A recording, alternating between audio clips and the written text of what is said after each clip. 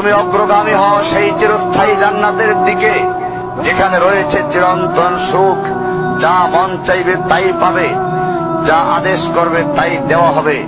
জেনে রেখো, দুনিয়ার চাওয়া পাওয়ার পূর্ণতার স্থান নয়, দুনিয়ার চাওয়া পাওয়ার পূর্ণতার স্থান নয়, দুনিয়ার চাওয়া পাওয়ার পূর্ণতার স্থান নয়। জান্নাতি হচ্ছে এমন জায়গা যা তোমার সব আকাঙ্ক্ষাকে পূর্ণ করে দেওয়া হবে। চির কিশোর সেবকগণ, চির যৌবনা সঙ্গিনীগণ, ফল মূল, গোস্ত, দুধের মধুর শরাবের নহর, উত্তম বাসস্থান ও বিছানা, চির আরাম, চির যৌবন, চির সুখ, অসংখ্য নেয়ামতের মাঝে সবচেয়ে বড় নেয়ামত হবে তুমি আল্লাহকে দেখবে। শুধু তোমাকে এটা বলাই যথেষ্ট মনে করছি, সবচেয়ে কম মর্যাদার যে জান্নাত লাভ করবে তা হবে দুনিয়ার 10টির সমান।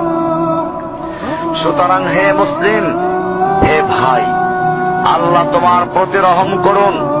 এই বার্তা তোমার কাছে পৌঁছার পর আশা করি তুমি তা তোমার পরিবর্তন এবং সংশোধনে যথেষ্ট হবে। গতানুগতিক চিঠি হিসেবে নিও না আমার এই পত্রকে, ফেলে দিও না। এটা ফেলে দেওয়ার নয়, আল্লাহর জন্য বলছি, এর দ্বারা নিজেদেরকে সংশোধনের চেষ্টা করো।